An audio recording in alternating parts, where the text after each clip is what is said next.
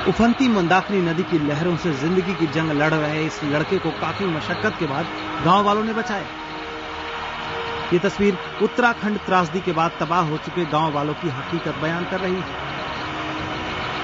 आपको इस युवक के पानी में डूबने की कहानी बताते हैं। उत्तराखंड में 16 जून की तबाही के बाद सैकड़ों गांव बर्बाद हो चुके हैं।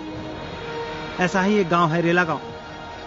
मंदाकिनी नदी के किनारे बसा रेला गांव और आसपास के दर्जन भर गांव बाहरी दुनिया से पूरी तरह से कट चुके हैं। गांव को मुख्य सड़क से जोड़ने वाला पुल और सड़क मंदाकिनी नदी में आई बाढ़ में बह चुके हैं। यहां आने जाने का जरिया सिर्फ ये लकड़ी का पुल है, जिसे 2 हफ्ते की मेहनत के बाद गांव वालों ने बनाया है। पुल पर चलना किसी खतरे से कम नहीं है, लेकिन गांव वालों का कहना है कि पहाड़ों में जीना है तो खतरा मोल लेना ही पड़ेगा। इन दिनों यही पुल दर्जन भर गांव की लाइफलाइन है, क्योंकि इसी के रास्ते वो राहत का सामान लेकर अपने गांव जा सकते हैं। डेंजर तो है पुल, लेकिन हम लोगों के आने जाने के लिए कोई सुविधा नहीं थी, तो हम लोगों ने सोचा कि जब गवर्नमेंट कुछ नहीं कर रही है तो हम लोगों ने सोचा कि हम खुद ही कुछ करेंगे तो तभी कुछ हो पाएगा। जब हम लोग एकजुट होकर कुछ सोचेंगे कि कैसे नदी के आर पार जाया जाए, कैसे अपने लिए खाने के लिए कुछ व्यवस्था की जाए गांव वालों के लिए, तो इसलिए हमने गांव वालों ने मिलकर ये पुल बनाने की व्यवस्था की है। लकड़ी का ये पुल दिखने में छोटा जरूर है, लेकिन है बेहद खतरनाक। जरा सी चूक नहीं हुई कि मंदाकिनी नदी की लहरें किसी को भी अपने साथ बहा ले जाएंगी। चलने में मदद के लिए पुल के दोनों सिरों को रस्सी से भी जोड़ा गया है। गांव वालों की शिकायत है कि उन्हें अब तक कोई सरकारी मदद नहीं मिली है, न ही कोई सरकारी अफसर उनकी सुध लेने यहाँ पहुंचा।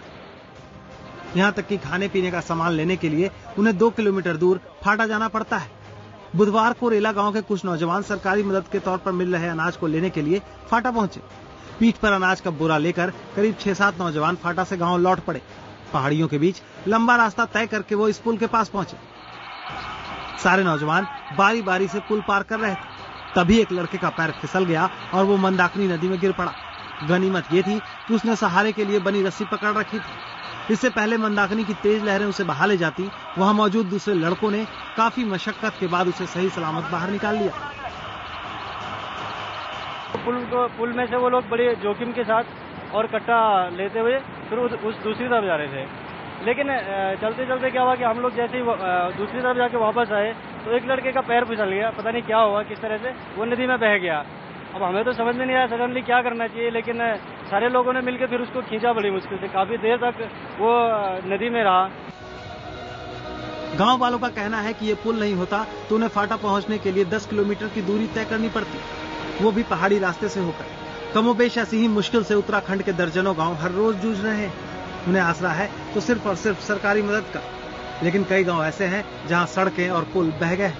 ऐसे में लोगों को मदद के लिए खुद ही सरकार तक पहुंचना पड़ रहा है और इसके लिए उन्हें हर रोज अपनी जान जोखिम में डालनी पड़ रही है। त्रासदी के तीसरे हफ्ते भी रुद्रप्रयाग के इस हिस्से में सरकारी मदद नहीं पहुंच पा रही है। मजबूरी में यहाँ के लोग खुद जिंदगी की लड़ाई लड़ रहे हैं, लेकिन ये लड़ाई बेहद खतरनाक है। कुछ किलो अनाज के लिए हर पल जान जोखिम में डालनी होती है। कैमरामैन जयपाल रावत के साथ प्रभंजन वर्मा, रेल गांव, रुद्रप्रयाग, IBN 7।